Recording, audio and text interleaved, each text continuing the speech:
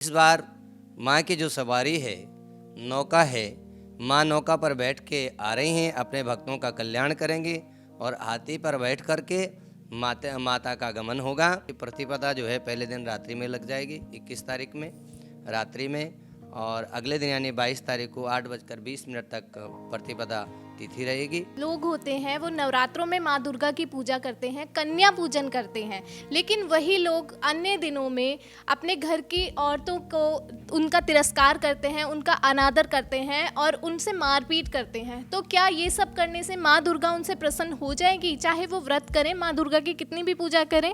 यह दिन त्याग के और तपस्या के हैं, यह दिन मंथन के हैं, चिंतन के हैं, और वो पराशक्ति निश्चित रूप से अखिल ब्रह्मांड नायिका हैं, सभी का कल्याण करते हैं। मैं हूं आकांक्षा चौहान और आप देख रहे हैं द न्यूज़ वाला नेटवर्क।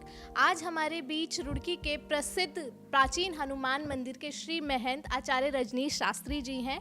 आज हम उनसे जानेंगे, चैत्र नवरात्रि शुरू होने वाली है। 22 मार्च से चैत्र नवरात्रि शुरू होने वाली है, जो 30 मार्च तक चलने वाली है।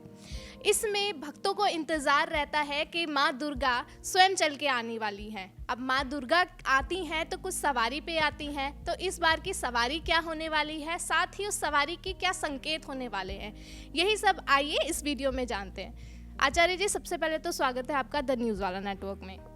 जी धन्यवाद आकांक्षा जी, और द न्यूज़ वाला के सारे दर्शक जो भी हमें देख पा रहे हैं, सभी को जय माता दी। और बड़ा ही सुंदर प्रश्न है।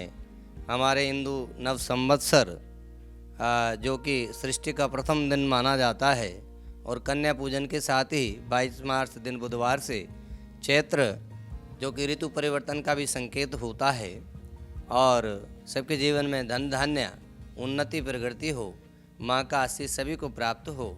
और इस बार माँ की जो सवारी है, नौका है, माँ नौका पर बैठ के आ रही हैं, अपने भक्तों का कल्याण करेंगी और हाथी पर बैठ कर के माता का आगमन होगा। तो निश्चित रूप से भक्तों के कल्याणार्थ शक्ति पूजा का ये जो दिन है, अपने आप में हमारी जो सकारात्मक ऊर्जा है, ऊर्जा के दिन है। शक्ति पूजा के साथ, कन्या पूजन के साथ हमारे नवरात्रि का शुभारंभ होगा। आचार्य जी, जो नौका पे बैठ के माता आने वाली हैं और हाथी पे जो गमन होने वाला है उनका, तो इसके पीछे संकेत क्या देने वाली है माता इस बार? जैसे कुछ वार जो होते हैं, वार नक्षत्र, उसके अनुसार माता का आगमन और माता का प्रस्थान होता है। तो इसमें घोड़ा, हाथी से लेकर के अलग अलग संकेत हमें प्राप्त होते हैं। तो नौका पर आने का संकेत भक्तों के कल्याणार्थ निश्चित रूप से शुभ रहेगा सारे भक्तों के लिए, और हाथी पे भी जाना बहुत ही शुभ है। सभी भक्तों की मनोकामनाएं पूर्ण होंगी, उनकी उन्नति होगी और माँ का आशीष सभी को प्राप्त होगा। आचार्य जी, इस बार की पूजा विधि में हम क्या सम्मिलित करें, क्या कुछ नया करना चाहिए हमें नवरात्रों में? देखिए, नवरात्रे अर्थात शक्ति पूजन के दिन होते हैं। इसमें साथ ही साथ हमारा जो एक एनर्जिक पावर है, जो कि अच्छे कर्मों से शुरू होता है, शक्ति को एकत्रित करने के ये दिन हैं। यह दिन त्याग के और तपस्या के हैं, यह दिन मंथन के हैं, चिंतन के हैं, और वो पराशक्ति निश्चित रूप से अखिल ब्रह्मांड नायिका हैं, सभी का कल्याण करते हैं। तो ये जो नवरात्रे हैं 22 तारीख से प्रारंभ होने से तात्पर्य ये है कि प्रतिपदा जो है पहले दिन रात्रि में लग जाएगी, 21 तारीख में रात्रि में, और अगले दिन यानी 22 तारीख को 8:20 तक प्रतिपदा तिथि रहेगी। और जो बोए जाते हैं इसमें, और जो बोने से संकेत यह होता है कि जो सृष्टि की पहली फसल है, वो हमें फसलों का सम्मान करना चाहिए, ब्रह्मा जी के रूप में फसलों का आदर करना चाहिए। जो बोए जाते हैं सबके घर में भी उसी प्रकार से हरियाली रहे, उन्नति रहे, प्रगति रहे, तो ये संकेत देता है। और माँ की पूजा, कलश की स्थापना स्वास्तिक बना करके, और माँ की पूजा पुष्प आदि से अनेक रूपों में भक्तजन करते हैं। तो 22 तारीख से जो घट स्थापन का मुहूर्त है, घट स्थापन प्रातःकाल लगभग 6:29 से 7:40 तक बड़ा शुभ मुहूर्त है। और इसमें एक अमृत काल का भी समय 11 बजे के बाद है, 11 बजे से लेकर के 12:15 बजे तक, वो भी बड़ा शुभ मुहूर्त घट स्थापन के लिए रहेगा। तो भक्तजन बड़े आदर भाव के साथ, कन्या पूजन के साथ इस दिन का शुभारंभ करें, और स्नान आदि से निवृत्त होकर के माँ की पूजा बड़े ही हर्षोल्लास के साथ करें।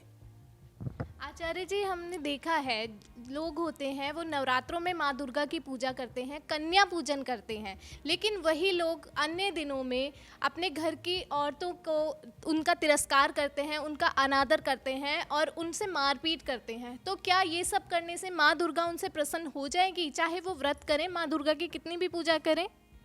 देखिए, हमारी जो हिंदू वैदिक सनातन परंपरा है, सनातनी परंपरा में यत्र नारीणाम पूज्यन्ते रमन्ते तत्र देवता, और इससे हमारा जो ज्योतिष शास्त्र है वो भी यह कहता है कि जब आप घर की स्त्री को प्रसन्न रखेंगे तो आपका शुक्र ग्रह बड़ा उन्नत रहेगा, और शुक्रम सुखम, शुक्र ही सुख को देने वाला है।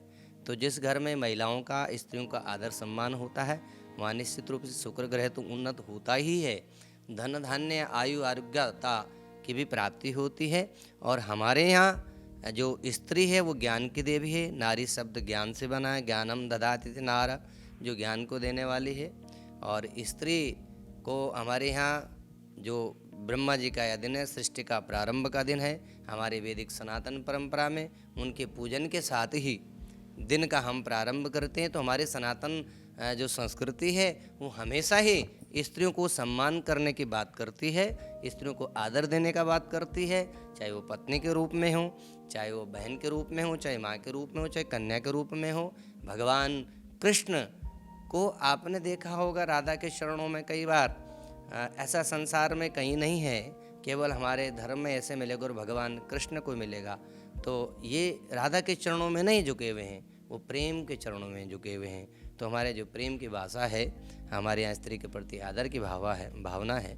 तो हमारी जो संस्कृति है यह संकेत देती है कि स्त्रियों का सम्मान होना चाहिए, और नवरात्रि में यही सब हम सब लोग करते हैं। आचार्य जी, ऐसा कहा जाता है कि जो औरतें होती हैं, घर की औरतें होती हैं, वो माता लक्ष्मी का रूप होती है, लेकिन अपने ऊपर बात आने पर, अनादर होने पर वो माँ चंडी, माँ दुर्गा का रूप धर लेती है। यही आपने संकेत देना चाहा है। एक क्वेश्चन मेरा और है आचार्य जी आपसे। हम गौ माता की पूजा करते हैं, लोग गौ माता की पूजा करते हैं, लेकिन अगर गौ माता बछड़ा हमें दे दें तो लोग उसका तिरस्कार करते हैं। गौ माता से उन्हें बछड़ी ही चाहिए, दूसरी गौ माता चाहिए, लेकिन अपने घर में सबको बेटा चाहिए, बेटियों का तिरस्कार करते हैं। तो इसके पीछे आप क्या बोलना चाहेंगे? देखिए, हमारे शास्त्र ये कहते हैं, जो मैंने आपको बताया, हमारे यहाँ कभी भी स्त्रियों को अपमानित करने की बात नहीं कही गई है, सम्मान करने की बात कही गई है। अब बाकी तो अपनी उनका मानसिक चिंतन है कि कोई व्यक्ति क्या करता है, लेकिन धर्मगुरु होने के नाते और अपनी संस्कृति का जो हम प्रचार प्रसार कर रहे हैं, उस संस्कृति में भेदभाव की कोई बात नहीं कही गई है। वहाँ पुत्री को भी पुत्र का ही दर्जा दिया गया, वहाँ कोई भेद नहीं माना गया। भेद तो अज्ञानता में है, वरना तो मात्र हम जीव मात्र हैं, सभी हम जीव हैं, आप हम सब जीव हैं, जीवात्माएं हैं। और जीवात्माओं का कार्य जिस जीवन में अपने धर्म का निर्वहन करना है, पालन करना है, धर्म संस्कृति की रक्षा करना है, और अंततः भगवान के चरणों में लीन होना है। तो ज्ञानियों की दृष्टि में कभी भी यह स्त्री और पुरुष का भेद नहीं है, वहाँ तो केवल जीवात्मा के रूप में हमें सबको जाना जाता है। तो ये अज्ञानता है, और इस अज्ञानता को दूर करने के लिए हम सब लोग धर्म के माध्यम से सभी को जागरूक करने का प्रयास करते हैं। जो आपने बातें कही वो बातें आपकी बिल्कुल सही है। आज की दृष्टि में ऐसा बहुत सी जगह होता है, लोग इस चीज़ में ऐसा मन में भाव रखते हैं, लेकिन वो अल्प बुद्धि वाले लोग हैं। जो ज्ञानी लोग हैं वो कभी भी ऐसा भेद नहीं करते हैं। स्त्रियों का सम्मान हमारी धर्म संस्कृति सिखाती है, और सभी को इसका अनुसरण करना चाहिए और अपने जीवन में उतारना चाहिए।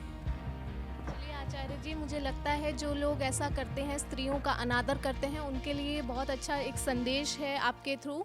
और आप सभी हमसे जुड़े रहें, और आप सभी को नवरात्रि की हार्दिक शुभकामनाएं, और देखते रहें द न्यूज़ वाला नेटवर्क। धन्यवाद। जय श्री राम। जय श्री राम।